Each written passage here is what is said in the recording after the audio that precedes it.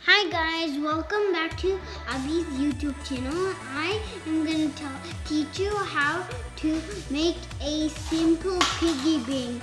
You need a plastic water bottle and $1, and you need a plastic water bottle cut into these two shapes. And you need a cup. And on the back of the cup, you need it cut this shape. Then you keep it in. Then you see this part, right? You need to keep it. Then it's all done. Then you just need to roll the money up. Then you need to keep it in. Then it's safe inside. And that's what I teach you today. Bye!